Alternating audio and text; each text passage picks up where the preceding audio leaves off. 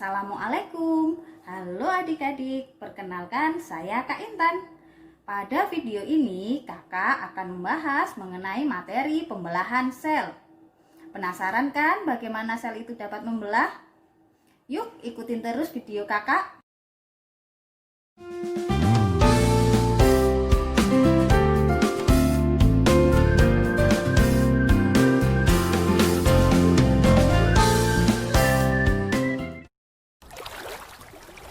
Setiap makhluk hidup, manusia, hewan, dan tumbuhan, semuanya pasti mengalami pertumbuhan kan? Contohnya saja pada manusia, pasti mengalami pertumbuhan dari bayi, anak-anak, remaja, dan dewasa. Nah, pertumbuhan ini dikarenakan adanya aktivitas sel di dalam tubuh manusia, di mana sel-sel tubuh kita mengalami reproduksi atau pembelahan sel.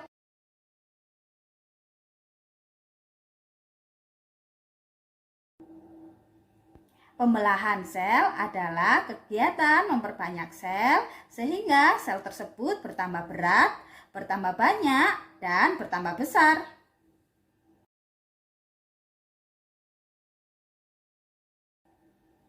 Semakin banyak jumlah sel di dalam tubuh, maka semakin besar ukuran tubuh makhluk hidup tersebut.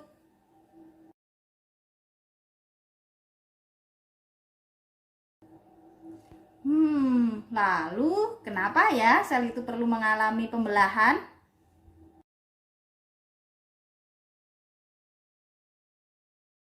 Ada 3 alasan mengapa sel itu perlu membelah. Yang pertama, untuk pertumbuhan. Yang kedua, untuk regenerasi sel. Dan yang ketiga, untuk reproduksi.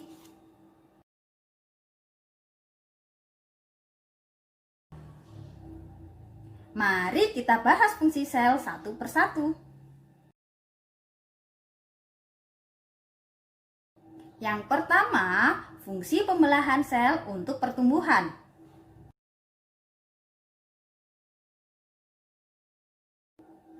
Sel-sel pada tubuh makhluk hidup akan mengalami pembelahan sel pada masa pertumbuhan.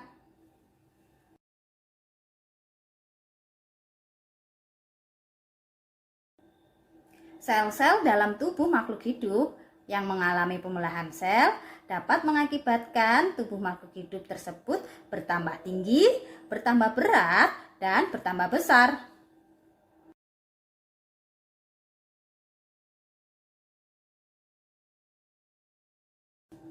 Fungsi pembelahan sel yang kedua adalah untuk regenerasi sel.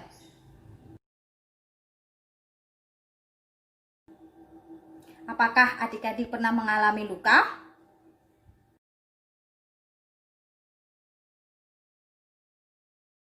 Lalu beberapa waktu kemudian luka tersebut akan menutup dan sembuh. Nah, adik-adik tahu tidak? Pada saat tubuh terluka, ada bagian jaringan yang mengalami kerusakan.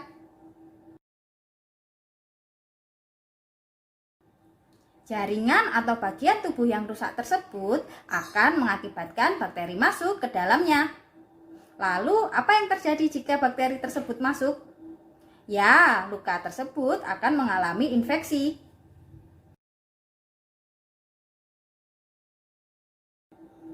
Untuk menghindari infeksi pada luka, maka sel-sel di dalam tubuh akan terus membelah, sehingga luka tersebut dapat tertutup kembali.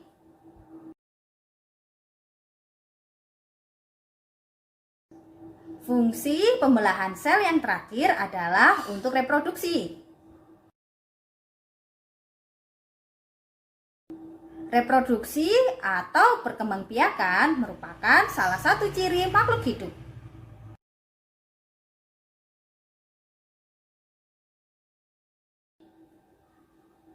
Pada proses reproduksi seksual diperlukan sel kelamin untuk membentuk individu baru atau anakan.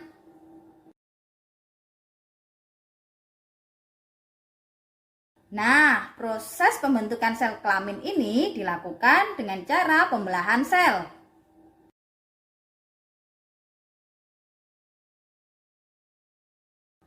Pembelahan sel dapat dibedakan menjadi dua, yaitu pembelahan mitosis dan pembelahan meiosis.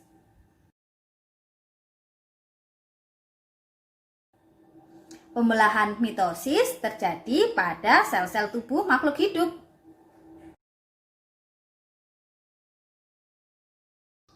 Menurut teori sel, sel yang hidup berasal dari sel yang sudah ada sebelumnya. Teori ini dikemukakan oleh Rudolf Virchow.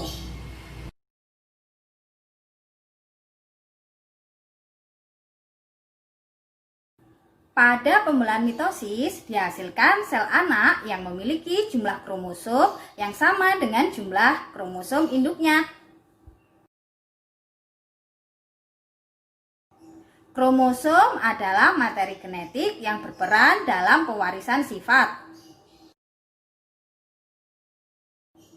Sedangkan pembelahan meiosis adalah pembelahan sel yang terjadi pada sel kelamin.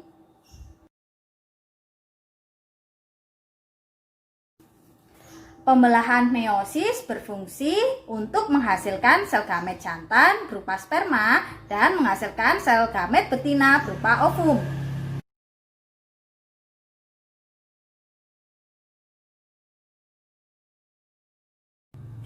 Pembelahan meiosis akan menghasilkan sel anakan yang mempunyai jumlah kromosom setengah dari jumlah kromosom induknya.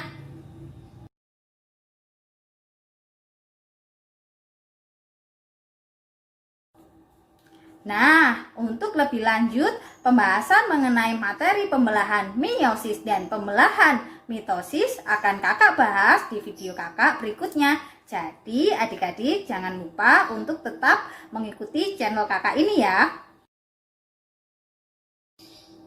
Akhir kata, Kak Intan undur diri. Sampai jumpa di video berikutnya. See you and bye-bye.